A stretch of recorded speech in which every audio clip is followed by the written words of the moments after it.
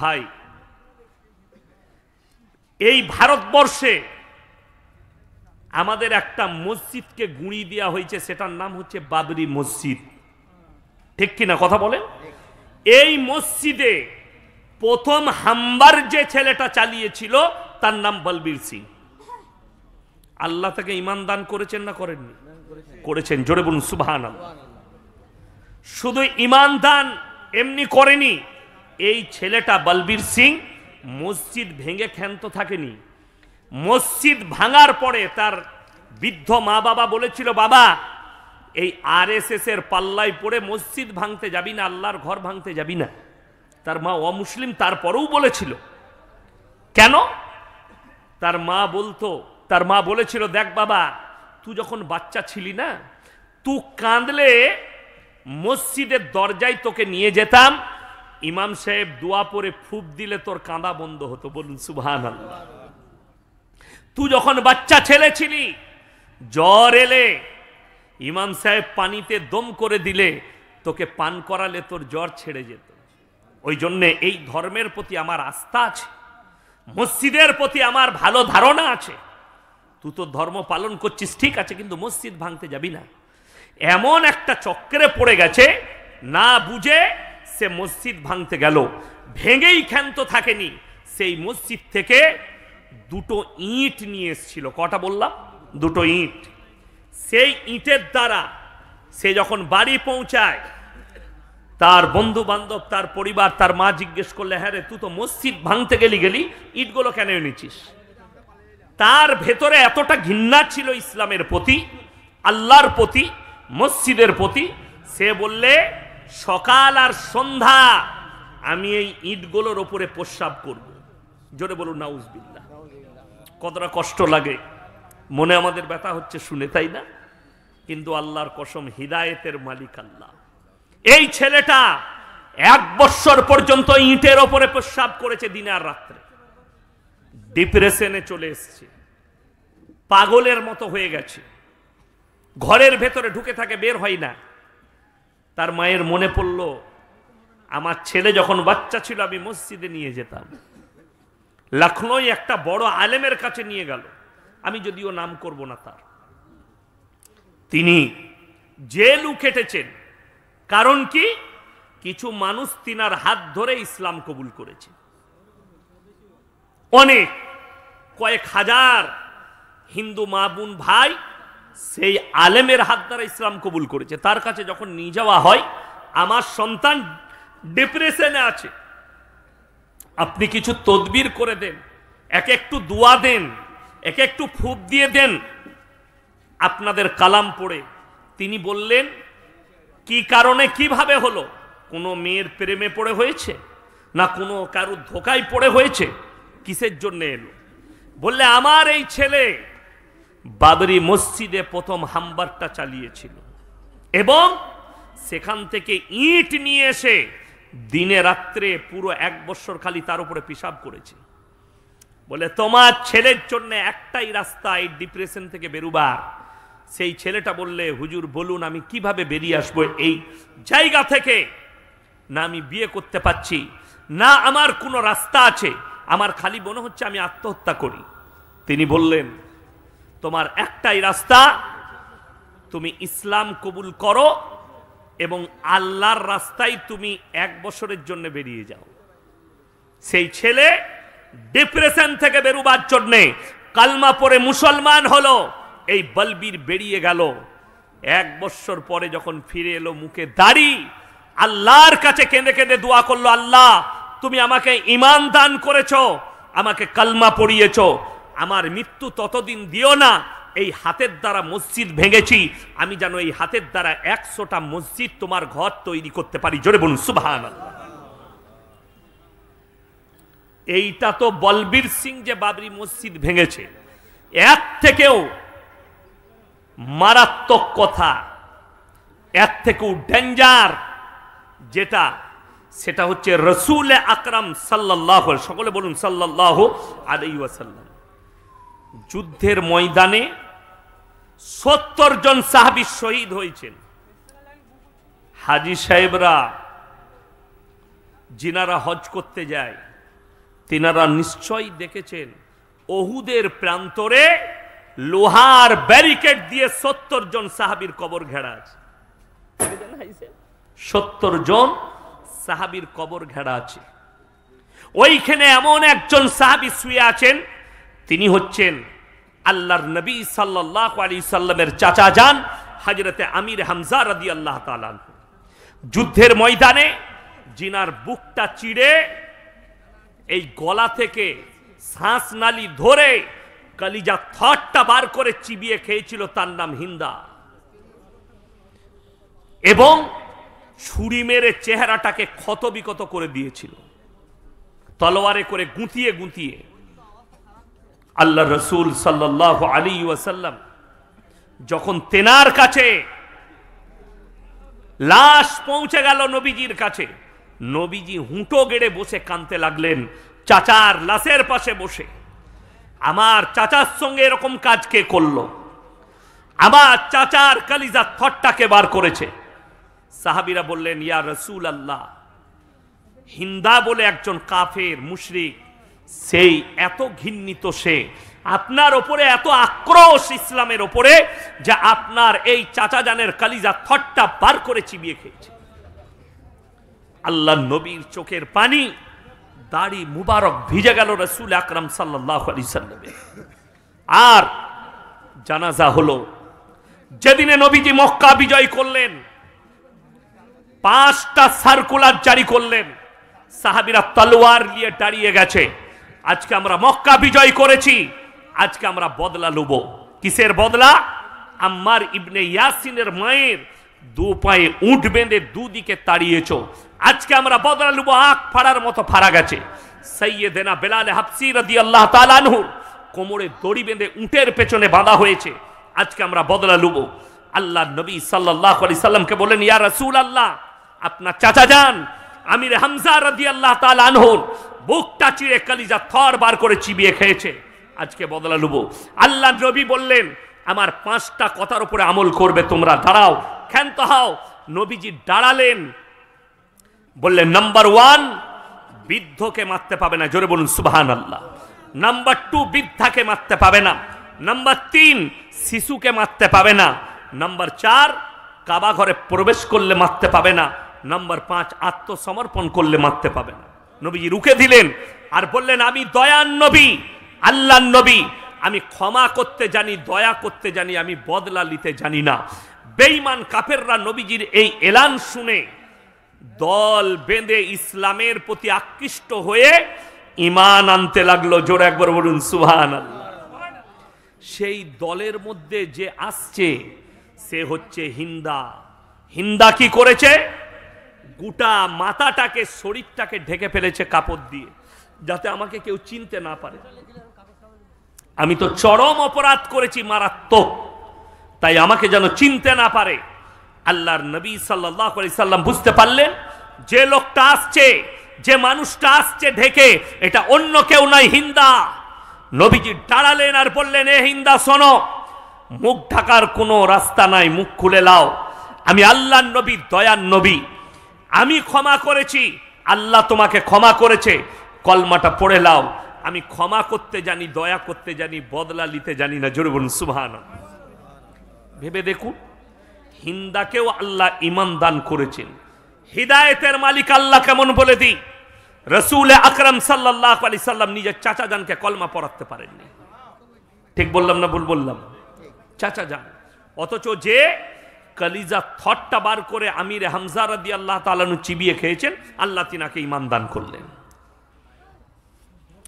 আল্লাহ রাব্বুল আলামিন ওই জন্য মারাত্মক কোরআনকে এমন একটা মুকাদ্দাস কিতাব পাঠিয়েছে, এর মধ্যে বলা হয়েছে হুদাল্লিল মুত্তাকিন, যে ঈমান আনবে, মুত্তাকি হবে, তার জন্য আমার কোরআনে মারাত্মক উপদেশ আছে। আপনাকে খালি উপদেশটা গ্রহণ করতে হবে। আজকে দুঃখ কি জানেন? গোটা মুর্শিদাবাদ জেলার মানুষ, বেলডাঙ্গা থানার মানুষ সকলেই জানে 5 ওয়াক্তের নামাজ পড়া ফরজ। জানেন না? জানেন না বাবা? কিন্তু দুঃখটা কি জানেন? 80% মুসলমান বেনামাজি। ঠিক বললাম না? বেলডাঙ্গা বাজারে 80% মুসলিম, এতগুলো মুসলিমদের দোকান। দুঃখটা কোথায় লাগে জানেন?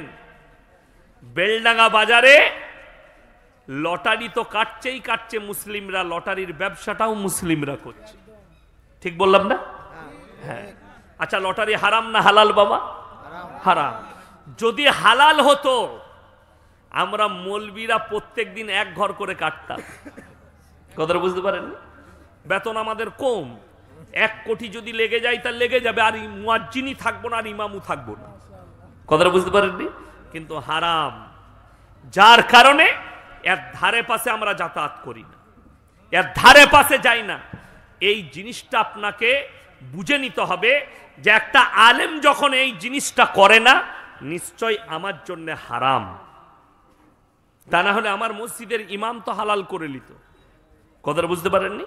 তাইলে ভেবে দেখুন, এই বেলডাঙ্গা বাজারে কোন মুসলিম যদি লটারির টিকিট বিক্রি করে, বেলডাঙ্গাবাসীর উচিত তার মহল্লায়, তার পাড়াতে তাকে বয়কট করা। না তোমার পয়সা মসজিদে নেওয়া হবে, না তোমাকে সমাজে মিশতে নেওয়া হবে। আমি বলছি লটারি বন্ধ হয়ে যাবে। ঠিক কিনা কথা বলেন? বন্ধ হয়ে যাবে। বেলডাঙ্গায় আপনি বাস করেন একটা পাড়ায়, বেটার বিয়ে দিচ্ছেন, আপনি যদি গান বাজনা করেন আর পাড়ার লোক যদি বলে এর বিয়েতে গান বাজনা হচ্ছে, একে বয়কট করো, না এর বিয়েতে কেউ আমরা যাব না, মসজিদের ইমাম বিয়ে পড়াতে যাবে, আমি বলছি গান বাজনা বন্ধ হবে। ঠিক কিনা কথা বলে? যদি গ্রামের মুসল্লিরা করে, গ্রামের পাড়ার মানুষরা অ্যাক্টিভ হয়, ওই জন্য আমি যুবক দিকে বলে যাব, তোমরা আল্লাহর ঘরের সঙ্গে জুড়ো। সবাই জুড়বেন? জোরে বলুন ইনশাআল্লাহ। তোমরা যদি জুড়ে যাও, শক্তিশালী হবে ইসলাম। জানেন, আল্লাহ নবী সাহাবীরা যখন আস্তে আস্তে কালমা পড়ে মুসলমান হচ্ছেন, তারা লুকিয়ে নামাজ পড়তো। কি করে নামাজ পড়তো বললাম? লুকিয়ে, গোপনে নামাজ হতো, ঘরের ভেতরে নামাজ পড়তো। প্রকাশ্যে নামাজ পড়ার ক্ষমতা ছিল না। যুবকরা শুনবেন, যেদিনে হযরতে উমরে ফারুক রাদিয়াল্লাহু তাআলা আনহু ঈমান আনলেন, মক্কার বুকে দাঁড়িয়ে তলোয়ারটা তুলে বললে, শোনো হে মক্কার বেঈমান কাফেররা, আমরা আজ থেকে প্রকাশ্যে নামাজ আদায় করব।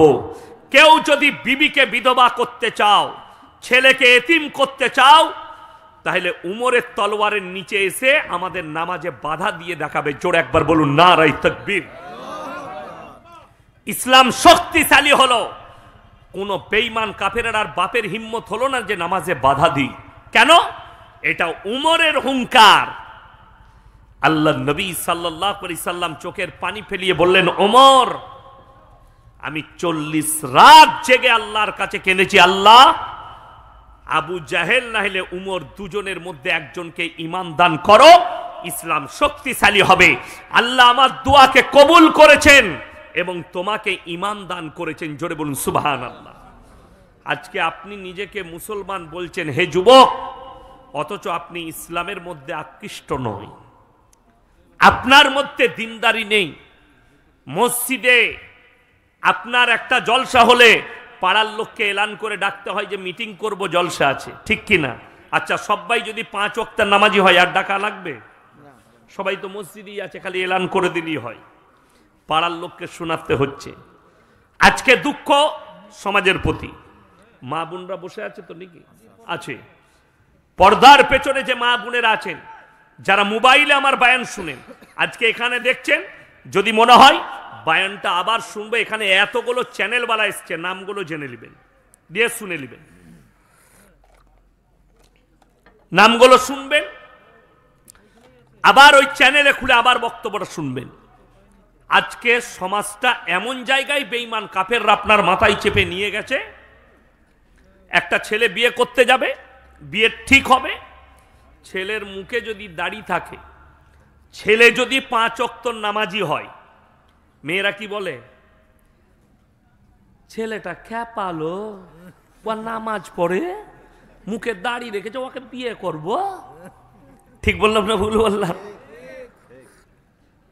কেমন ছেলেকে করবে? মাথার চুলটা যেন শুয়োরের মাথার মতো কাটে, সে যেন গুটকাখোর হয়, গাঁজাখোর হয়, মেলাতে ঘুরায়, পার্কে নিয়ে যায়। হে আমার মা, আজকে আমাদের সমাজের যে ছেলেটা গাঁজা খায়, বিড়ি খায়, মদ খায়, শুয়োরের মাথার মতো চুল কাটে, এরা তাদেরকে বলে স্মার্ট। আর একটা ছেলে 5 ওয়াক্তের নামাজি, হারাম হালাল বেঁচে চলে, বলে ওটা খ্যাপালো। কত দুঃখ, ছেলে আর দাড়ি রাখবে? এমনি তো এরা খেপে গেছে। কারা? যুবকরা।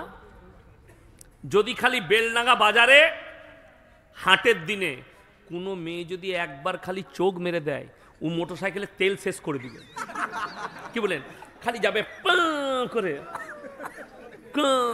খালি ও খুঁজে বেড়াবে। কি বুঝলেন? ইশারা তো ডেঞ্জার, এইসব হাজি সাহেবরা বুঝতে পারবে না, এখন আলাদা ডিজাইন। কি বুঝলেন? হাটে দেখা হলে, কি বুঝলেন, একবার 440 ভোল্টেজ জানেন, এই কারেন্টের তারটা ছুলে ঝটকা মারবে না? মারবে না? এর থেকেও ডেঞ্জার ঝটকা হচ্ছে মেয়েদের চোখ মারা। কি বুঝলেন?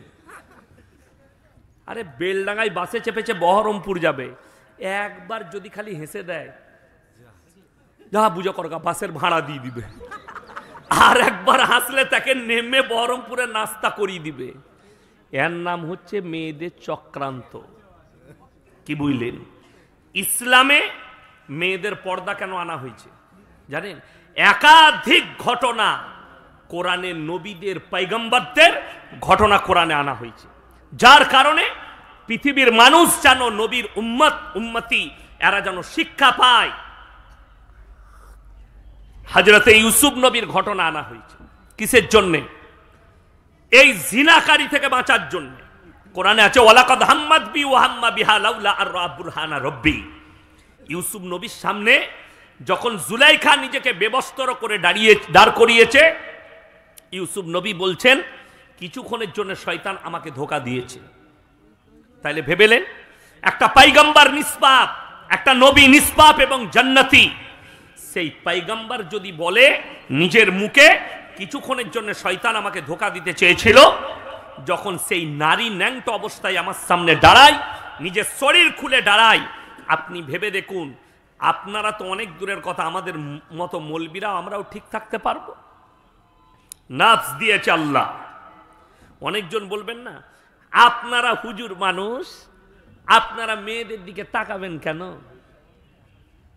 আচ্ছা বলুন তো, কুকুর ন্যাংটো ঘুরে বেড়ায় না কাপড় পরে? ন্যাংটো। আচ্ছা আমরা কাপড় পরে আছি না ন্যাংটো? তার জন্য আমরা ইনসান। কেন? ইনসানের ইজ্জত আল্লাহ দিয়েছে, দিয়েছে না দেয়নি? লিবাসে তাকওয়া বলা হয়েছে রাসূলকে, যার কারণে শরীর ঢাকা ফরজ, সাতার আপনি বার করতে, সাতার বার করা হারাম। যেমন একটা নারী, তার জন্য পর্দাকে ফরজ করা হয়েছে। যদি পর্দার কোনো সিস্টেম ইসলামে থাকতো না, নারীদের জন্য পর্দার ফরজ আসতো না, তাইলে যা ইচ্ছা তাই পোশাক পরতো, কোনো দোষ ছিল না। কিন্তু পর্দা যেদিন থেকে ফরজ হয়েছে, সেই দিন থেকে কোরআনে আছে ওয়াদরিব খুমুরিহিন্না আলা জুনুবিহিন, নারী তুমি নিজেকে ঢেকে লাও, পর্দা নির্ধারিত করো, তোমরা কোনোদিন ধর্ষিত হবে না, লাঞ্ছিত হবে না। পর্দা কেমন ফরজ আমরা জানি। আপনাকে বলে দিই, চকলেটের দাম কত? 1 টাকা, তাই না? আচ্ছা ওটা খুলে বিক্রি করে না প্যাকেটের মধ্যে থাকে? বাবা প্যাকেটের মধ্যে থাকে। আপনি ভেবে দেখুন, 1 টাকা চকলেট, সেটা খুলে দিলে যদি তার ইজ্জত নষ্ট হয়ে যায়, আপনি যদি ওই ইজ্জত মাছি বসার কারণে ওই 1 টাকা চকলেটটার কিনে খাবেন না, ওর ইজ্জত আপনার কাছে শেষ হয়ে গেল। আপনি ভেবে দেখুন, আপনার বিটির কতটা আল্লাহ ইজ্জত দিয়েছে, আপনার মায়ের কতটা ইজ্জত, আপনার বোনের কতটা ইজ্জত, আপনার স্ত্রীর কতটা ইজ্জত, আল্লাহ একটা নারীর কতটা ইজ্জত দিয়েছে। এই চিন্তাধারা যদি আপনার ব্রেনে থাকতো, তাহলে আপনি বুঝতে পারতেন যে 1 টাকা চকলেটের ইজ্জত যদি এতটা হয়, তাহলে আমার মায়ের, আমার বোনের, আমার বিটির ইজ্জত কত। আজকে বাজারে কারা বেশি? কথা বলে না? হ্যাঁ, মেয়েরা বেশি, ছেলেরা কম। ছেলেরা লয়। আপনি বেলডাঙ্গা বাজারে দেখতে পাবেন, বড় কষ্ট লাগে। আমি মাঝে মাঝে আলিফ ভাইয়ের দোকানে চা খাই, দাঁড়িয়ে বাজারও করি। সবজির দোকানটা পেছনে আছে, আমি সবজি নিই। তো একদিন আমি সবজি নিচ্ছি, ফল নিচ্ছি, তো জানি না এই এলাকায় বেলডাঙ্গা থানায় কিংবা এই মুর্শিদাবাদেরই মেয়ে, মা বিটি আছে। হয়তো আমার জলসা শুনে হুজুর সালাম আলাইকুম, সালাম আলাইকুম মুখে দিলে হয়, হাতটা বাড়াচ্ছে সালাম আলাইকুম, সালা কি বিপদ, তাই না? আমি বললাম, মা তোমাকে টাচ করা হারাম, তোমাকে দেখাটাও আমার জন্য বেশিক্ষণ হারাম। তুমি মুলাকাত করতে চাইছো, কি দিন বুঝেছে বুঝেলেন? এটাকে বলা হয় অন্ধভক্ত। ভক্ত ভালো, অন্ধভক্ত খারাপ। আমাদের দেশে অন্ধভক্ত হওয়ার কারণে সমাজের কিছু লোক জাহান্নামের পথ অতিক্রম করছে। অন্ধভক্ত যেমন আপনাকে বলে দিই, অন্ধভক্ত হলে তারা কিরকম বিপদে পড়বে। আমাদের দেশে কয়েকটা বড় বড় দামি বাবা এখন জেলের কুঠরিতে আছে, জানেন না? জানেন না? রাম রহিম বাবা ধর্ষণ কেসের আসামি, 250টা মেয়েকে ধর্ষণ করেছে তার গুফাতে। কি করে? এসে বলতো, বাবা हमारे बेटियों को आशीर्वाद दे दीजिए। बोले हमारे गुफा में भेज दो। साला गुहार ভেতরে আশীর্বাদ। আপনারা যদি, আমি জলসা করতে এসেছি, যদি বলেন হুজুর আমার মেয়ের জন্য দোয়া করবেন, আমি কি বলবো আল্লাহ তোমার মেয়ের মঙ্গল করুক, আল্লাহ তোমার মেয়েকে সুখী করুক? না, আমি বলবো আমার কামরায় পাঠিয়ে দিয়ে তবে দোয়া দেবো। বড় কষ্টের বিষয়। এই বাবা রাম রহিম শুধু এ জেলে নাই, এর ভক্তরা অন্ধ হওয়ার কারণে নিজেদের বিটি দিকে ঠেলে দিত তার গুফায়, আর ও জিনা করত এই সুযোগে। যেহেতু ওরা অন্ধভক্ত, তাদের বিটির সঙ্গে, মায়ের সঙ্গে জিনা করত। রাজা রামপাল জেলের কুঠরিতে বসে আছে, 150টা মেয়ের ধর্ষণকারী বাবা। শুধু ধর্ষণ করি ক্ষান্ত থাকতো না, সে যে 70 বছর বয়স সেই বাবার, সে যে চকলেটটা খেত, চকলেটের দামই হচ্ছে 75,000 টাকা। আপনারা হাসবেন, এ হুজুর পাগল হয়ে গেছে, চকলেটের দাম 75,000? হ্যাঁ, আমেরিকার ওই চকলেট টাকারা খাই শুনেলেন। যারা সেক্স করে এই চকলেটটা খাওয়ার পরে একবারে 10টা মেয়ের সঙ্গে সেক্স করা যাবে, এত যৌবন ক্ষমতা বাড়িয়ে দিবে। এই বাবা খেত আর 10 জন 15 জন মেয়েকে ধর্ষণ করতো গুফায় ডেকে ডেকে, নিজের ঘরে ডেকে। আমাদের দেশে, আমাদের সমাজে কিছু কানা দাজ্জাল পীর বেরিয়েছে, বলছে তোর মাকে ডেকে দে, বোনকে ডেকে দে, আমাদের পার্টি। আমাদের বর্ধমানে আছে, বীরভূমে আছে। হ্যাঁ, বীরভূমে আছে, আমি নাম করব না। এক মাল খুঁড়া মাল পিসায়, তার কাছে গেলে বলছে সুগার হোক, জ্বর হোক, সর্দি হোক, ক্যান্সার হোক, এক রাত যদি কোনো মেয়ে তার ঘরে থাকে তার সব রোগ ভালো হয়ে যাবে। ছেলে হচ্ছে না, বলছে মাজারে 3 দিন শুয়ে থাকবি, ছেলে হয়ে যাবে। আমরা শুনেছি স্বামীর পাশে শুলে ছেলে হয়, এরা বলছে মাজারে শুলে ছেলে হবে। কথাটা বুঝতে পারেননি? কত আশ্চর্যের বিষয়। এগুলোকে বলা হয় অন্ধভক্ত। তুমি কবর জিয়ারত করো বুজুর্গানে দিনদের। ইয়াসিন মারা গেছে, আমার মাদ্রাসায় গেলেন, ইয়াসিন ভাইয়ের কোন কবরস্থানে মাটি হয়েছে, আপনি আমার ভালোবাসায় কবরস্থান জিয়ারত করতে পারেন, কিন্তু এমন ভক্ত হবেন না যে কবরে সিজদা দিয়ে আমার কবরে কি হচ্ছে আমি জানি না, আপনি কবরে দাঁড়িয়ে বললেন ইয়াসিন ভাই তোমাকে ভালোবাসতাম, তো আমার একটু বরকত দিবে, আমার কি চলছে তুই এসে দেখে যা কবরে। কথাটা বুঝতে পারেননি? আমার কবরে কি হচ্ছে আমি নিজে জানি না, আর ও বাইরে থেকে বলছে। আমাদের দেশে অসুবিধা কি জানেন? আমার আব্বার বয়স হয়েছে 80 বছর। কত বললাম? 80। এখন লোকে দাওয়াত দিয়ে নিয়ে গেলে ধরে ধরে স্টেজে চাপাচ্ছে, বেচারা 40 মিনিট 1 ঘন্টা বলছে। এখন আমার আব্বার শক্তি নাই। ঠিক বললাম না ভুল বললাম? এইরকম কিছু পীর আছে, কানা দাজ্জাল, হারামখোর, খাটে শুয়ে আছে, পানি খেতে পারে না,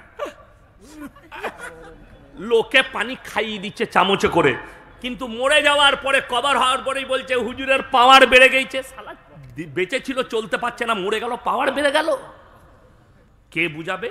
এগুলো হচ্ছে অন্ধভক্তি। আজকে সমাজ শেষ হয়ে গেছে। কেন?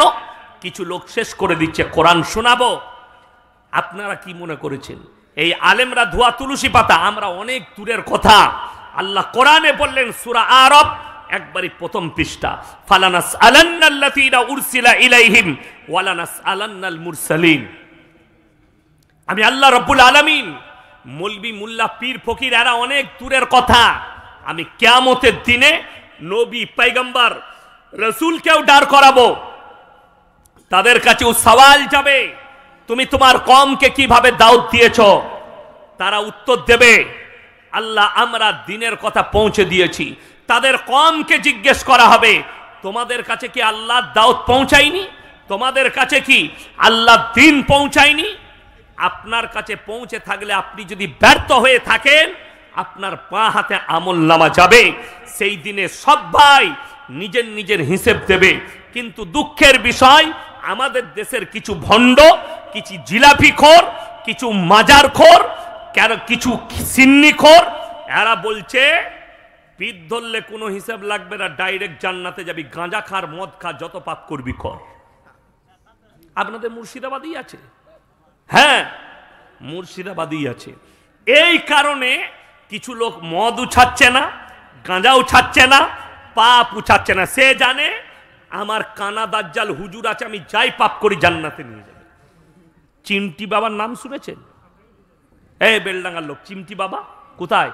আমার বর্ধমান জেলা। আমি জায়গার নাম করব না, এমনি তো গাল খাচ্ছি, কে বুঝলেন? এই চিমটি বাবার যখন ছাড়বে, তার যারা মুরিদ আছে খালি ফেসবুকে দেখে নেবেন গালগুলো কেমন দিবে। আমি বলেছি কালকে লালগোলায়, ফেসবুকে গাল দেওয়া খুব সহজ। সহজ না? সহজ নয়, খালি লেখে ছেড়ে দিয়া, ইয়াসিন হারামখোর, ইয়াসিন হারামের আওলাদ, এটা খালি লেখে ছেড়ে দেওয়া খুব সহজ। আমি বলেছি বাপের বেটা হলে একবার স্টেজে এসে দেখাবি গাল দিয়ে। এইখানে যদি গাল দেয়, সে আর ঘর যাবে, আমাকে কিছু করতে হবে না। আছে লোক, ঠিক বললাম না ভুল বললাম? তাকে থানায় নিয়ে যাবে, আর তা না হয় স্ট্রেচারে শুয়ে ঘর যাবে। এখানে যদি দাঁড়িয়ে কেউ মা বোন তুলে আমাকে গাল দেয়, এটা ছেড়ে দিবে? বড় কষ্ট লাগে, দুঃখ লাগে। গাল তুমি দিবে দাও, কিন্তু বড় কষ্টের বিষয়, এরা এমন অন্ধ ভক্তই লিপ্ত হয়েছে যে পীর সাহেব আমাকে জান্নাতে নিয়ে যাবে আমি যতই পাপ করি। কোরআন খুলেন, ইন্নাল্লাযীনা ইয়াকতুমুনা মা আনজালাল্লাহু মিনাল কিতাব ওয়া ইয়াশতারুনা বিহি সামানান কালীলা উলাইকা মা ইয়াকুলুনা ফি বুতুনিহিম ইল্লান নার। হে আমার নবী বলে দাও, তারা কিছু এমন হুজুর থাকবে, বলবি থাকবে, আমার কোরআনের আয়াতকে লুকুবে খালি পেট চালাবার জন্যে। তারা নিজেদের পেটেতে আগুন ছাড়া আর কিছু ভরে না। আজকে কষ্ট লাগে, দুঃখ লাগে, বেদনা লাগে এই সমাজের প্রতি। এরা নামাজ ছেড়েছে, হুজুরের ওপরে বিশ্বাস করে। এরা রোজা ছেড়েছে, হুজুরের ওপরে বিশ্বাস করে। ওই চিমটি বাবার কাজ কি জানেন? বর্ধমানে তার মারাত্মক কাজ, বলছে বছরে একবার ওরস হয়, তার ওরসে গাদা মুরিদ জুগাড় হয়। কারা? সারা বৎসর যা পাপ করেছ আমি চিমটি মেরে তুলে নেব। চিমটি মারবে, গুনাহগুলো টেনে নিবে ও। আমি বলি, ও যে লোকের গুনাহগুলো টানছে, ও রাখছে কোথায়? তো ও তো ইবলিসের বড় বাপ হবে, সব পাপগুলো তো ওর কাছে। কথাটা বুঝতে পারেননি? এ হারাম করে থেকে বড় হারাম করে পৃথিবীতে কেউ আছে? অথচ সে গাঁজা খায়, অথচ জিন্দেগিতে নামাজ জুম্মাটা পর্যন্ত হারাম করে পড়ে না, অথচ লোকের বলছে গুনাহগুলো তুলে নেয়। আশ্চর্যের বিষয়। একজন আছে বর্ধমানে, বীরভূম আর বর্ধমানের বর্ডারে, আমি জায়গার নাম করব না। সে বলছে নামাজ কন্টেকে নেয়, নামাজের কন্টেক্টটা, মানে তোকে আর নামাজ পড়তে হবে না, তুই ওকে 1000 টাকা দিবি, 1 বছরের নামাজটা ও পড়ে দিবে। হ্যাঁ, তার ওরসেও লোক হয়, তারও মুরিদ আছে। আশ্চর্যের বিষয়, কত দুঃখের বিষয় যে তোকে আর নামাজ পড়তে হবে না, তুই যত রকমের পাপ আছে করে যা, জিনা কর, মদ খা, যত রকমের পাপে লিপ্ত হবি হ, আমরা অবশ্যই তোর নামাজটা পড়ে দেব। তাহলে বুঝলেন এরা সমাজকে কিভাবে ধ্বংস করছে। লোক আর নামাজ পড়বে, তার মুরিদ যারা হবে তারা আর পাপ থেকে সরবে, তারা জীবনে সরবে না। গল্প গুজবে শেষ হয়ে গেছে, সমাজকে দুর্নীতিতে ভরে দিয়েছে। এটা সাধারণ মানুষের অপরাধ নয়, আমাদের মতো মৌলবীর অপরাধ। আপনাকে আমি সুদটা হারাম বুঝাতে পারলাম না, স্টেজে এসে গল্প করে পালিয়ে গেলাম। আপনাকে লটারি হারাম বুঝাতে পারলাম না, এসে গল্প করে চলে গেলাম। আমি নামাজটা ফরজ এটা বুঝাতে পারলাম না। আল্লাহর কাছে কি করে এই বক্তারা দাঁড়াবে? গল্প গুজব করে। কার গল্প চলছে? বাপ দাদুর গল্প আর পীরের গল্প, এই গল্প চলছে সমাজের বুকে। যে সমাজকে শেষ করে দিলে। কিছু লোক এরকম আছে আপনার আমাদের সমাজে যে গল্প গুজবই ভালোবাসে। এমন এমন আজগবি গল্প অমুসলিম ভাইরা টোল করছে যে ইসলাম এরকম ধরনের, ইসলামে গল্পই ভরা, ইসলাম কুসংস্কারে ভরা। আশ্চর্য লাগে। এই মাসটা পৌষ মাস চলছে, আজকে কত তারিখ জানি না, কত আজকে পৌষ মাসের 25 না হলে 26, 25।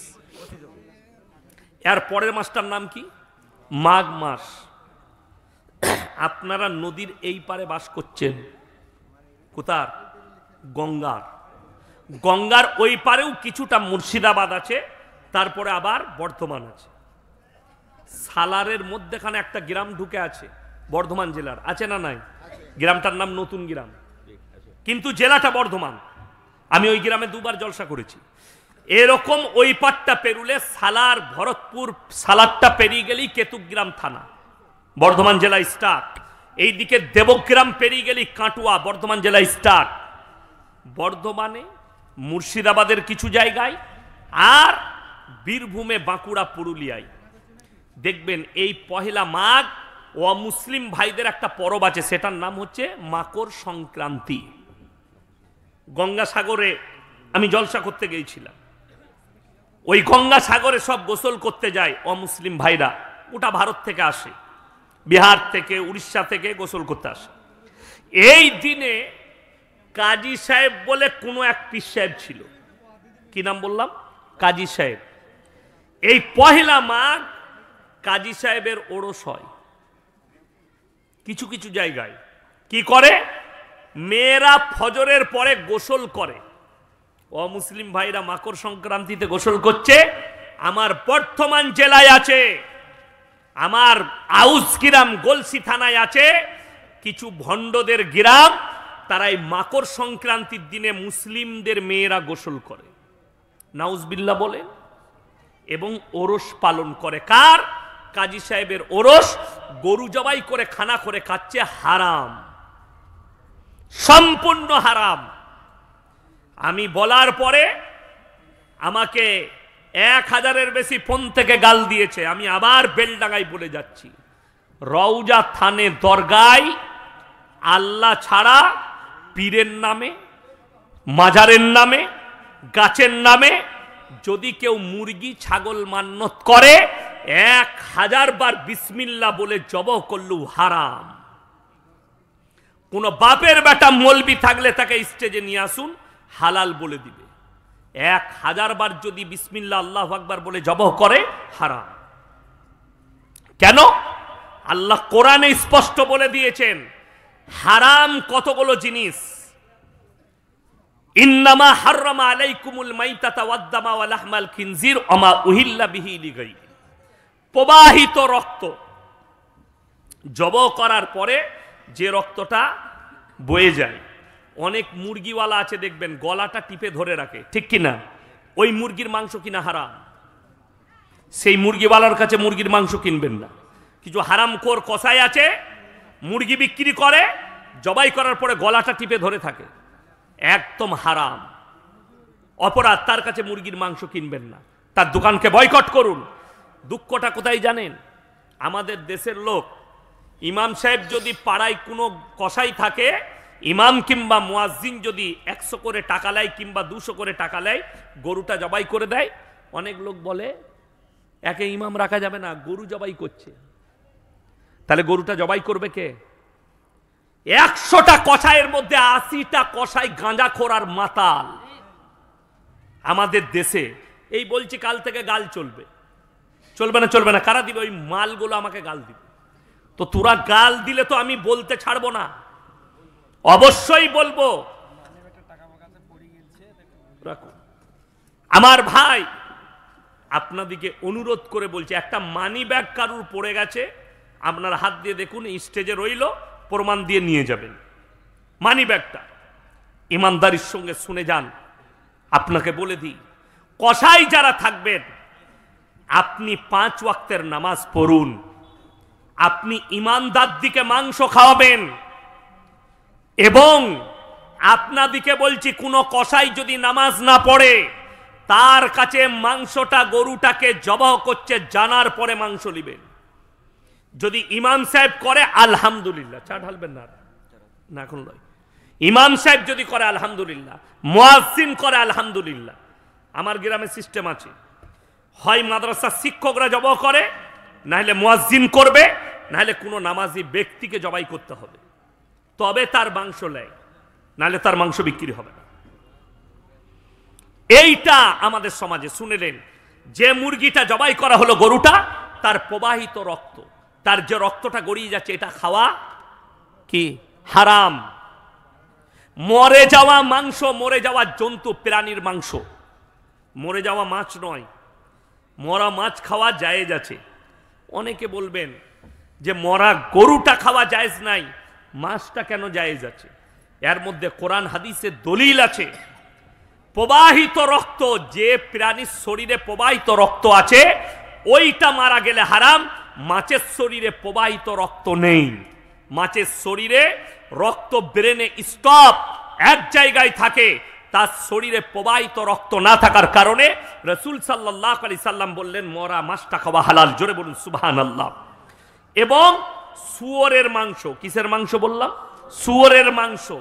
এবং আল্লাহ ব্যতীত অপরের নামে উৎসর্গিত জিনিস, আল্লাহ ছাড়া ঠাকুরের নামে, আল্লাহ ছাড়া ঢিপির নামে, আল্লাহ ছাড়া পীরের নামে, আল্লাহ ছাড়া অন্য চূড়ার নামে মান্যত করা জিনিস তোমাদের জন্য হারাম করা হলো। এই আপনাদের মুর্শিদাবাদে একটা গুটকাখোর আছে, দাঁতগুলো তো একদম পুরো মোষের মতো কালো করে দিয়েছে। তার নাম, ওই জাদুঘরের মতো টুপি পরে থাকে, তার নাম হচ্ছে জুবের। সে দেখলাম একটা বক্তব্যে বলেছে, দেওবান্দিরা, আহলে হাদিসরা মুরগি জবাই করলে, গরু জবাই করলে এটা খাওয়া যাবে না, হারাম। ফতোয়া দিয়েছে।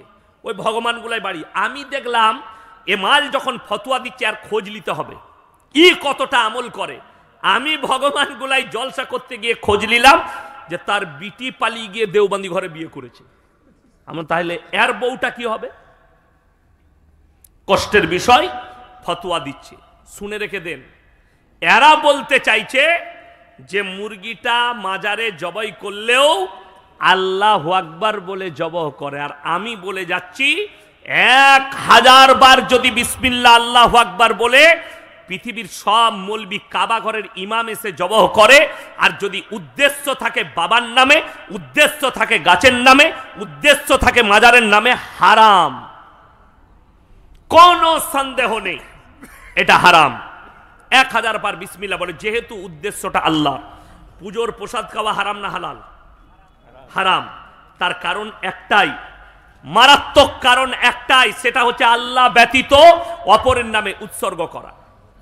আমি একবার আমার আব্বাজির সঙ্গে তখন জলসায় গিয়েছিলাম, তালবিলিম। তখন একজন মুসলিম বক্তা ছিল, মানে মুসলিম মানে বুঝতেই পেরেছেন, অমুসলিম থেকে মুসলমান হয়ে। তিনার নাম ছিল আব্দুর রাজ্জাক রাগ মেদিনীপুরি। খুব সুন্দর, বাবনদের ছেলে ছিলেন। তিনি ইসলাম কবুল করেছিলেন। আমি আমাদের মাদ্রাসায় একবার আমার আব্বাজি এনেছিলেন জলসায়, আমি দেখেছি, খুব ভালো কথা বলতেন। আল্লাহওয়ালা লোক, চিনেন না? আল্লাহওয়ালা লোক, ইনিও চিনেন আমার ভাইজান। তো তিনি বক্তব্য দিচ্ছেন, আব্বাজি স্টেজে গেল, আমি সাথে গেলাম কিরাত পড়ার লেগে। তো তিনি লাস্টের দিকে বলছেন যে পুজোর প্রসাদটা মুসলমানদের এই জন্যে খেতে নেই, সেখানে গোবর আর মুতের ছিটে দেওয়া হয় বলে। তো আমার আব্বাজি বললে, ভাইজান আপনি বসবেন। আব্বার বয়সী লোক বলে, কেন? বলে আপনি একবার বসুন। আব্বাজান খুতবা পড়েননি, তাকে বলল যে আপনি বললেন মুসলমান দিকে যে মুতের ছিটে লাগার কারণে, মুত আর গোবরের ছিটে দেওয়ার কারণে এই প্রসাদ মুসলিমদের খাওয়া যায় না, তাইলে তলার মালগুলোই যেগুলোই লাগে না ওপরগুলো ফেলে দিয়ে তলারটা তো খাওয়া যাবে। তিনি কিন্তু স্থির হয়ে গেলেন। আমার আব্বাজি বললেন, শুনেন, এইটা কোনো ফ্যাক্ট নয়, মুত আর গোবরটা মারাত্মক ফ্যাক্ট যেটা হচ্ছে সেটা হচ্ছে আল্লাহ ব্যতীত অপরের নামে উৎসর্গ করার কারণে হারাম। আল্লাহ ব্যতীত ঠাকুরের নামে উৎসর্গ করার জন্য হারাম, আল্লাহ ব্যতীত কবরের নামে উৎসর্গ করার জন্য হারাম। এইগুলো থেকে আমরা সবাই বাঁচবো, জোরে বলুন ইনশাআল্লাহ। মুসলমান তো এটাই বাঁচতে পারছে না। খিচুড়ি হচ্ছে ওরস, আপনি চলে গেলেন খিচুড়ি খেতে, আমি তো খিচুড়ি খাবো, ওইটাই আজকে শুনেলেন। আমরা নিজেদের ধ্বংস নিজেরা ডেকে এনেছি, অন্য কেউ নয়। আমার আব্বাজি 55 বৎসর জলসা করছেন, আমার ভাই জানেন 55 বৎসর। গোলাম আহমদ মুর্তজা সাহেব নিজের জিন্দগিতে 60 বৎসর জলসা করেছেন, 60 ইয়ার্স। তিনি দুনিয়া ছেড়ে চলে গেলেন, আল্লাহ জান্নাতি করুক, বলুন আমিন। তিনি সমাজের কতটা খিদমত করেছে আমরা আলেমরা এখন বুঝতে পারছি। একদিন আব্বাজি গল্প শোনাচ্ছিলেন যে আরে তোরা বাচ্চা ছেলে, আজকে আমরা ময়দান তৈরি করেছি, সেই ময়দানেই তোরা বক্তব্য দিচ্ছিস, বাস্তব কথা। মেদিনীপুরে একটা জঙ্গলসা বলে জায়গা আছে, বেরিয়ে জেনারেটর ভেঙে দিয়েছিল কারা? লাড্ডু পীরের লোকরা। জলসা করতে দিবে না, বলছে আমি আর গোলাম আহমদ মুর্তজা সাহেব 15 কিলোমিটার মাঠে মাঠে হেঁটে রেল স্টেশনে গেছি, 15 কিলোমিটার পায়ে হেঁটেছে রাতের বেলায়, জলসা করতে লুকিয়ে পালিয়েছে। আজকে সেই জলসাগুলো জায়গাগুলো আমি গিয়ে ওই ডঙ্গলসায় 3 বার জলসা করেছি। এত ভালো মানুষ তারা, এত ভদ্রলোক সব। একটা বয়স্ক লোক, একদম বয়স মানে 90 বছর বয়স হবে, সে আমাকে দেখে বলছে, শওকত সাহেবের ছেলে তুমি? আমি বললাম হ্যাঁ। বললে, বাবা আল্লাহ আমাকে হিদায়ত দিয়েছে, আমি 1 সাল লাগিয়েছি চেল্লা দিয়ে এসছি।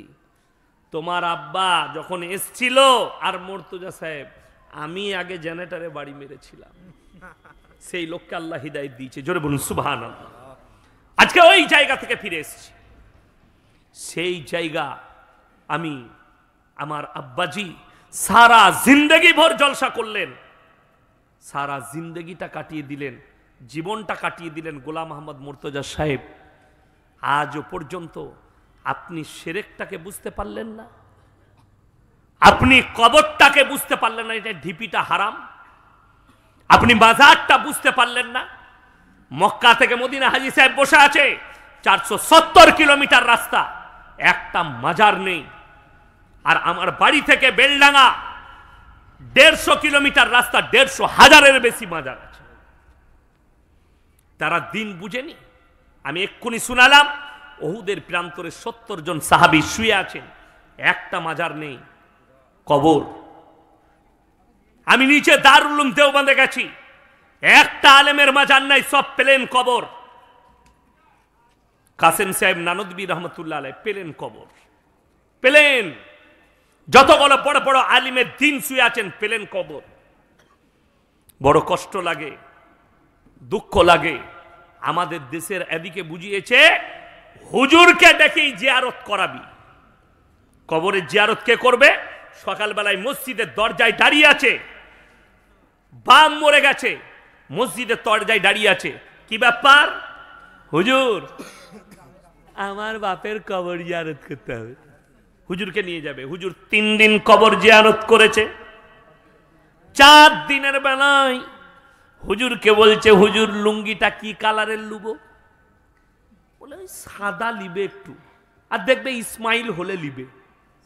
আর গেঞ্জি বললে লাক্স কোজি কোম্পানির গেঞ্জি লিবি। ওই কবর জিয়ারত করা ইমামকে ভাড়া করতে হচ্ছে কেন? আর সব থেকে ভাগ্যবান বাবা তারা যারা মৃত্যুর আগে একটা নেক সন্তান রেখে গেল, যে বাপ মরে যাওয়ার পরে বাপের কবরটা জিয়ারত করবে, কোনো মলবি ভাড়া করতে হবে না।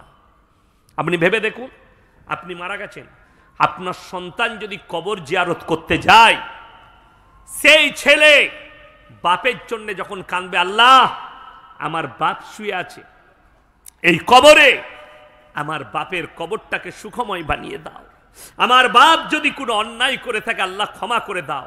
রেওয়ায়েতে আছে, হাদিসে, চোখের পানিটা গালে গড়ানোর আগে আল্লাহর বারগাহে কবুল হয়ে যাবে। জোরে বলুন সুবহানাল্লাহ।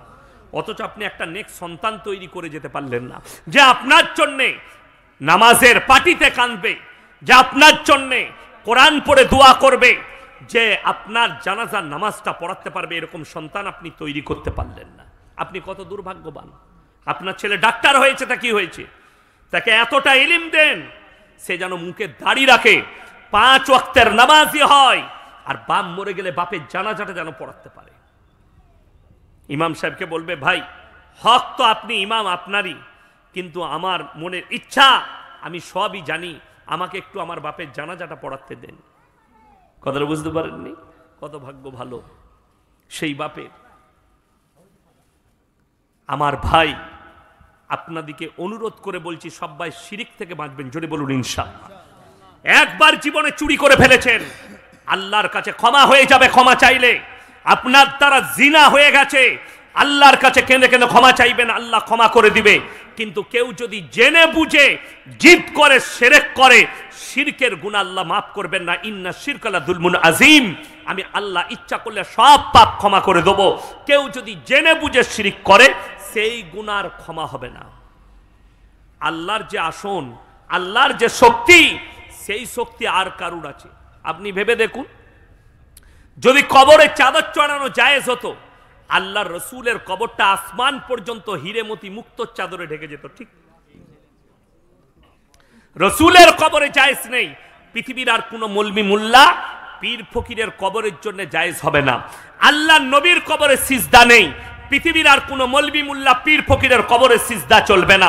আল্লাহ রসুলের কবরে ভালো মন্দ চাইতে পাবে না, পৃথিবীর আর কোন মলবি মুল্লা পীর ফকিরের কবরে তুমি ভালো মন্দ চাইতে পাবে না। এইটাই হচ্ছে দুঃখ। অথচ আপনি মুর্শিদাবাদের মেয়ে পায়ে হেঁটে যাচ্ছে, কোথায় গো খালা, কোথা চললে? বাবা পাথর চাবড়ি চললাম। কেন গো? বললে হুজুর বলেছে পায়ে হেঁটে গেলে হজের নেকি পাবেন। তোর হুজুরও মার খাবে, আর তুই তো খাবি খাবি। নাউজবিল্লাহ। উত্তরপ্রদেশের বক্তা বায়ান করছে, আমার কাছে আছে বায়ানটা। মেদিনীপুরে কিছুদিন আগে ওই ভণ্ড এসছিল, লোকের সামনে বলছে, अरे भाई बड़ा पीर अब्दुल कादिर जिलानी वो थे, उनका मर्तबा ये था कि बड़ा पीर कभी काबा घर तवाफ करने नहीं जाते थे, बल्कि काबा उनके घर पे आता था तवाफ करने। जोरे बोलूं नाउजुबिल्लाह। এটা বড় পীরের নামে তহমত। ঘটনা আপনারা শুনেছেন। এই আমাদের দেশে, আমি হুগলি ডিস্ট্রিক্টে জলসা করছি, আমার থেকে বয়সে ছোট একটা বক্তা এসছে, কি বুঝলেন, ও হচ্ছে মোবাইলে পাশ করা মলবি। কোথায় বললাম? মোবাইলে। এবার গলা ভালো লেগেছে। আমাদের দেশের ছেলেমেয়েরা কি দেখে? গলা। হুজুর যদি সুর করে বক্তব্য দেয়, বাবাজিরা মায়েরা বোনেরা আমার বাবাজিরা। এই বাংলাদেশে একজনকে দেখছিলাম জোকারের মতো টুপি পরে বলছে,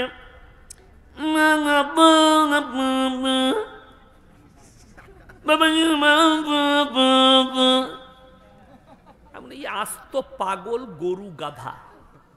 আচ্ছা, আমাদের দেশে বড় বড় আকাবির, আমার আব্বা যদি আসেন তো আপনাদিকে বলবেন, বুজুর্গ আলেম ভাই সবাই আমার সঙ্গে একবার সবাই বলুন তো, লা ইলাহা ইল্লাল্লাহ। সবাই বলুন।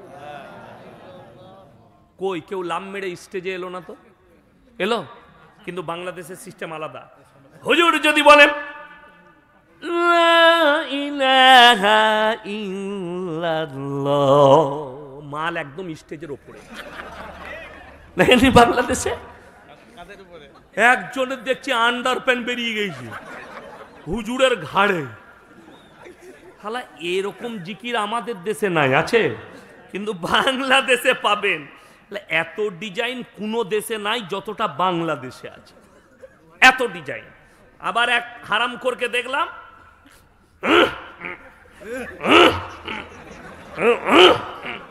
শালা এই জিকির হয়, আশ্চর্য জিকির। আমাকে মাঝে মাঝে ভয় লাগে, কি বলেন আল্লাহ, এই জিকিরটা হাদিসে কোরআনে কোথাও দেখি নাই, কিন্তু বাংলাদেশে আছে। এরা সব বাউল বুষ্টম। আমার ভাই গল্প গুজব করে এই হুগলিতে, আমি মসজিদে শুয়ে আছি যেমন ছিলাম, আমাকে ডেকে নিয়ে এলো, আমি তখন প্রস্রাব করে মুখ হাত ধুয়ে যাচ্ছি, এই মাত্র স্টেজে, রাস্তায় হেঁটে যাচ্ছি, স্টেজ একটু দূরে, তো ওই ছেলেটা বায়ান করছে, দুটো বায়ান করেছে, দুটোই হচ্ছে কোরআন বিরোধী এবং আল্লাহ বিরোধী, রসুল বিরোধী, আল্লাহ বিরোধী।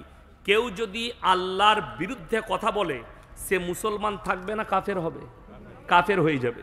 শুনেলেন কি আল্লাহর বিরুদ্ধে? যে কথাটা আল্লাহ কোরআনে নিজের জন্য প্রযোজ্য করেছেন, কোন নবী পয়গম্বরের জন্য করেননি।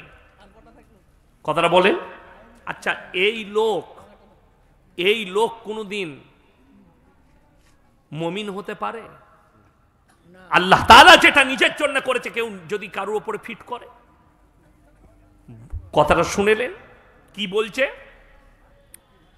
আমার বাবাজিরা, মায়েরা, বোনেরা, আর যদি সুর করে বলে, মেয়েরা বলে কি গলালো, বলে বুঝলি কিলো, বুঝে নাই কিচ্ছু, খালি হুজুরের গলাটা ভালো এটা বুঝতে পেরেছে। আর আমাদের দেশে তো সুরে জলসা শেষ, সুর করে সুরেতে জলসা শেষ, বুঝলি কি, হুজুর বুঝিনি কিছু, হুজুরের খালি গলাটা ভালো ছিল। কি বায়ান করছে? আমার ভাইয়েরা, আমার বাবাজিরা, মায়েরা, বোনেরা, বড় পীর আব্দুল কাদের জিলানী এত বড় পীর ছিলেন, এত বড় পীর ছিলেন, এত বড় পীর ছিলেন, গোটা পৃথিবীর যতগুলো সমুদ্র আছে, নদী আছে, যত পানি আছে, আমার বাবাজিরা, সব পানিগুলো যদি কালি করে দেওয়া হয়, আর গাছগুলো যদি কলম করে দেওয়া হয়, আর পৃথিবীর মানুষ যদি বড় পীরের প্রশংসা লিখতে শুরু করে, আমার বাবাজিরা, সমস্ত পানি শেষ হবে, কিন্তু বড় পীরের প্রশংসা লেখে শেষ করতে পারবে না। জোরে বলুন নাউজুবিল্লাহ। এটা কোরআন বিরোধী কিনা আমি প্রমাণ দিচ্ছি, আমাকে গাল দিবার আগে কোরআনটা শুনবেন। সূরা কাহাফ, কোন সূরা বললাম? সূরা কাহাফ, একবারই শেষ আয়াতের আগের আয়াত। কুল লাউ কানাল বাহরু মিদাদাল লিকালিমাতি রাব্বি লানাফিদাল বাহরু ক্বাবলা আন তানফাদা কালিমাতু রাব্বি ওয়ালাউ জিনা বিমিসলিহি মাদাদা। হে আমার বিশ্ব নবী, পৃথিবীর মানুষকে বলে দাও, গোটা পৃথিবীর যতগুলো সমুদ্র আছে, সব পানিগুলো যদি কালি করে দিই, আর পৃথিবীর মানুষ যদি আল্লাহর প্রশংসা লিখতে শুরু করে, পানিগুলো সব শেষ হবে, আবার আমি অতটাই পানি দেব, অতটাই কালি দেব, সেই পানিগুলো শেষ হবে, কিন্তু কিয়ামত পর্যন্ত আমার আল্লাহর প্রশংসা লেখে শেষ করতে পারবে না। জোরে বলুন সুবহানাল্লাহ। আল্লাহ এটা কার জন্য বললেন? নবীর জন্য নয়, শুধুমাত্র আল্লাহ নিজের জন্য প্রযোজ্য করলেন, আল্লাহ নিজের প্রশংসা করলেন। বাকি পৃথিবীর কোনো ব্যক্তি নিজের প্রশংসা করার যোগ্যতা রাখে না, একমাত্র আল্লাহ রাব্বুল আলামিন রাখে। এই মূর্খ বক্তা, গাঁজাখোর বক্তা, সিন্নিখোর বক্তা, গুটকাখোর বক্তা, জিলাপিখোর বক্তা, ওই জায়গাটা, ওই কোরআনের আয়াতটা বড় পীরের নামে ফিট করছে। আজকে যদি বড় পীর আব্দুল কাদের জিলানী রাহমাতুল্লাহ আলাইহি জীবিত থাকতো, এই হারামখোর গুলোকে কাফের ফতোয়া দিত।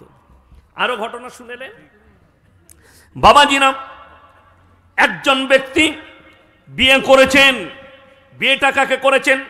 একজন হাফিজে কোরআনকে। এই আয়েশা সিদ্দিকায় হাফিজে কোরআন তৈরি হয় না, হয় না? মেয়েরা হয়, কত মেয়ে পড়াশোনা করছে। কি বলছে? একজন হাফিজে কোরআনকে সাধারণ লোক বিবাহ করল। যখন বাসর রাতে গেছে, তখন তার স্ত্রী বললেন, তুমি আমাকে কেমন করে স্পর্শ করবে, যেহেতু আমি হাফিজে কোরআন, আমার মধ্যে কোরআন আছে, তুমি আমার উপরে কি করে চাপবে? এখন মায়েরা শুনছে, নাহলেও হারামখোরকে আমি উত্তর দিতাম একটা কথাটা বলে। আমাদের মধ্যে ইলিম আছে না নাই? কথা বলে না? আমিও হাফিজে কোরআন, আমার বিবি কিন্তু সাধারণ মেয়ে, হাফিজে কোরআন লয়, তো তাকে আমি বুকে চাপিয়ে আদর করতে পাবো না? তাহলে কি করে চাপবে? সে হাফিজে লয় তো। ই হারামখোর বলছে হাফিজে কোরআন লয় বলে, বউ বলছে তুমি আমার উপরে চাপতে পাবে না। এই হারামখোর গুটকাখোর দিকে মারার লোক নাই। কি করতে হবে তাহলে? বললেন এই ব্যক্তি বড় পীরের কাছে গেলেন, আর বড় পীরকে বললেন, বাবা আমি তো হাফিজে কোরআন নই, আমার বউ হচ্ছে হাফিজে কোরআন, তাই আমি আমার বউয়ের ওপরে কি করে চাপবো? তাই আমি হাফিজে কোরআন কি করে হব? বড় পীর বললে, বাবা চিন্তা নেই, ফজরের নামাজটা তুমি আমার পেছনে পড়বে। সেই ব্যক্তি ফজরের নামাজ পড়েছে, বড় পীরের ডান দিকে বসেছিলেন, ডান দিকে বড় পীর নামাজ পড়িয়ে সালাম ফিরেছেন, আবার বাঁ দিকে ফিরেছেন। বলছে ডান দিকে যারা ছিল তারা সবাই হাফেজ হয়ে গেছে, ওই মাল কটাও হাফেজ হয়ে গেছে, যা বুঝে করকা। পেলি কোথায়? আমি বললাম ঘটনা পেলে কোথায়? হুজুর শুনেছি। আমি বললাম তুই শোনা মলবি, পড়া মলবি লস। কিতাব পড়া মলবি হলে এই ধরনের গুটকা করেই। একটা চাল আদায়কারী আছে আপনাদের মুর্শিদাবাদে, তার নামটা কি, চুচকোপাড়া তাহের না কি নাম, চাল আদায় করতো, দিয়ে এখন বক্তা হয়েছে। তাহের রিজবি বলে না, গুনাহ হবে। এই যতগুলো আছে না জিলাপি খোর, এই ঘটনাগুলো বলছে ও মুসলিমরা হাসছে আমাদের ওপরে, টোল করছে। যে আশ্চর্যের বিষয়, একটা বাচ্চা 1 বছর লাগে, 6 মাস লাগে কোরআনে হাফেজ হতে। ভেবে দেখুন। আচ্ছা বলুন, রসুলের মর্যাদা বেশি না এর বড় পীরের মর্যাদা বেশি? তাড়াতাড়ি বলুন। রসুলের মর্যাদা বেশি। গোটা পৃথিবীর মৌলবীকে আমি চ্যালেঞ্জ দিলাম, ভারতবর্ষের আলেম দিকে, এই গুটকাখোরের মৌলবী হোক, আহলে হাদিস হোক, আর দেওবন্দি মৌলবী হোক, আর ফুরফুরার মৌলবী হোক, একটা যদি আমাকে হাদিস বার করে দেখাতে পারে, একটা যায়িফ হাদিস দেখাতে পারে যে রসুলের পেছনে অমুক সাহাবীরা নামাজ পড়েছেন, সালাম ফিরা মাত্র তারা হাফেজ হয়ে গেছে, একটাও নাই। অথচ এই গুটকাখোরকে বুঝাবে কে? গল্প দিয়ে ভরে দিয়েছে। এটা বড় পীরের নামে তহমত, মিথ্যা বানানো গল্প। আর ইসলাম টিকে আছে সত্যর ওপরে, ঠিক কিনা কথা বলেন? শুধু এই গল্প নয়, বাবাজি নাম বড় পীর আব্দুল কাদের জিলানী খানা খেতে বসেছেন, দেশি মুরগি দিয়ে ভাত খাচ্ছেন। বাবাজিরা আজকে আমাদেরকে কি দিয়ে ভাত দিল? দেশি মুরগি। বড় পীর খাচ্ছেন, হাড্ডিগুলো একদিকে রাখছেন।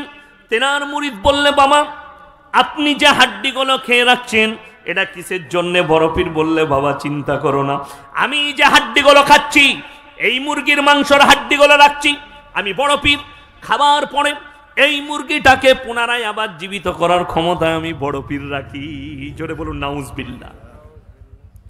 এই বক্তব্য চলছে, আর হাসছে অমুসলিম ভাইরা, টোল করছে যে ইসলামটা গল্পে ভরা, অথচ এটা ইসলামই নয়।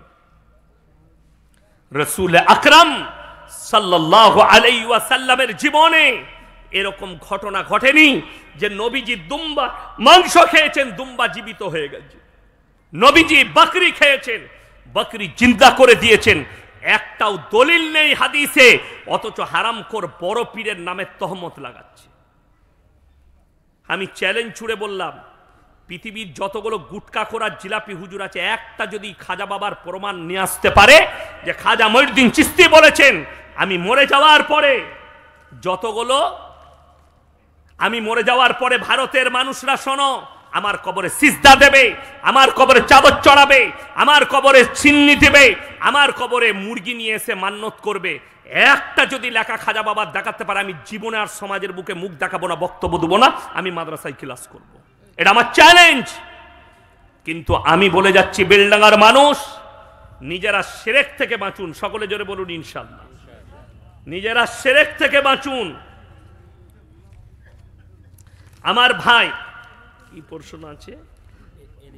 ভণ্ড পীর সাদিকুর রহমান বলেছে মিজানুর রহমান আজহারির যে গলা কেটে আনতে পারবে তাকে 10 লক্ষ টাকা পুরস্কার দেওয়া হবে।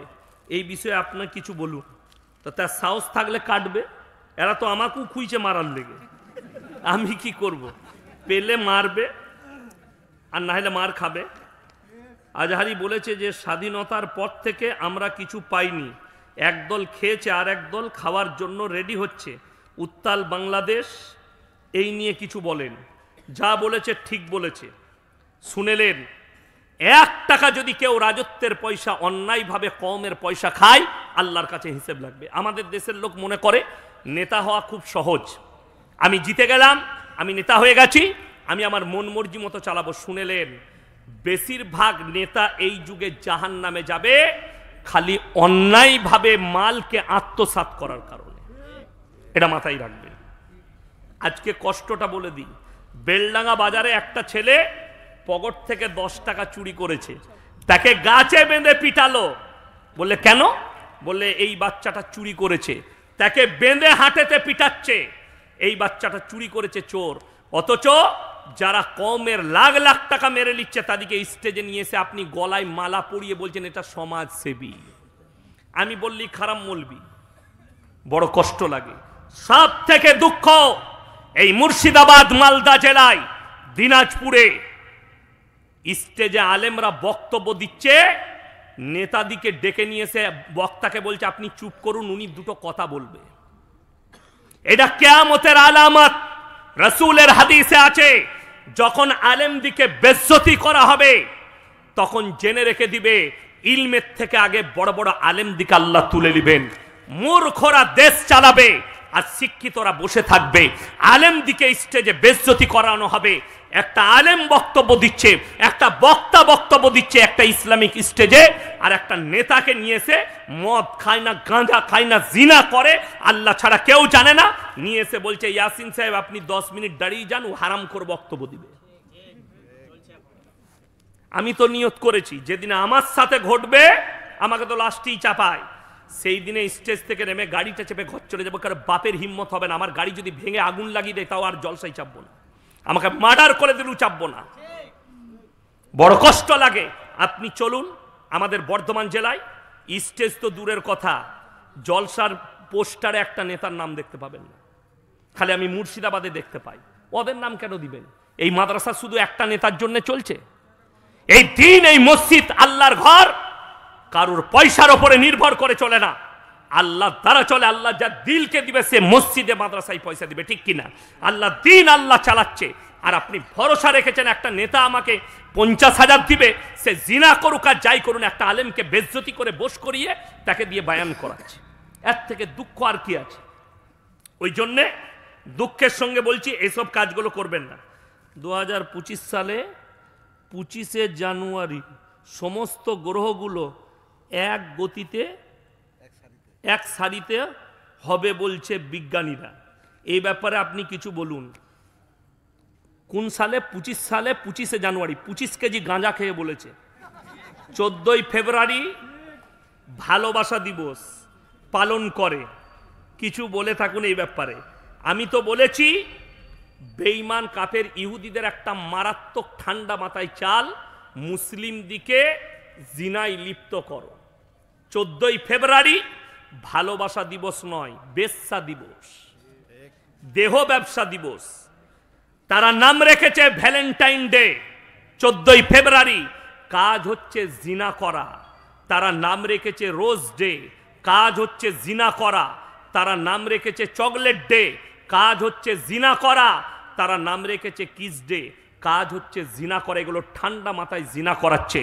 আর রাসূল আকরাম সাল্লাল্লাহু আলাইহি সাল্লাম কিয়ামতের আলামতগুলোর মধ্যে মারাত্মক আলামত, যখন রাস্তাঘাটে কুকুরের মতো জিনা হবে জানবে যে কিয়ামতের আলামত এসে গেছে, কিয়ামত কাছে চলে এসছে। এয়ারপোর্টে যাচ্ছে, কাকে ছাড়তে? গার্লফ্রেন্ডকে। কি বুঝলেন? গার্লফ্রেন্ড কোথায় যাবে? মুম্বাই যাবে। এয়ারপোর্টে ছাড়তে এসছে। কি বুঝলেন? টেস্কি থেকে নেমে চলে যাবে। তুমি চলে যাচ্ছ। টাকা দিয়েছে, 9টা হলো, 10টা হলো, আর 20টা লাগবে। নবীজি সাল্লাল্লাহু আলাইহি সাল্লাম বলেছেন জাকিরা, গচ্ছিত সম্পদ। মানুষ কিয়ামতের দিনে কাঁদবে না। পৃথিবীর নাম্বার 1 জায়গা সেটা হচ্ছে আল্লাহর ঘর, মসজিদ, যেখানে ইবাদত হয়। এই মসজিদ কমিটি নিজের জন্য নয়, আল্লাহর ঘরের জন্য চেয়েছেন। কি নাম? মাশাআল্লাহ, দেখেন দুটো দিয়েছে, 12টা, এই একটা 13টা। হ্যাঁ গো, ফোন পে কারুর নাই? ফোন পেতে টাকা ইনশাল্লাহ দেখি এইখানে রাখলাম। ভাই কে আছেন? এই 30টা তাড়াতাড়ি বলো, আমি 30টা চেয়েছি, দুটো, মাশাআল্লাহ। কটা হলো গো? 12টা, 15টা হলো, মাশাআল্লাহ। আর 15টা লাগবে মাত্র।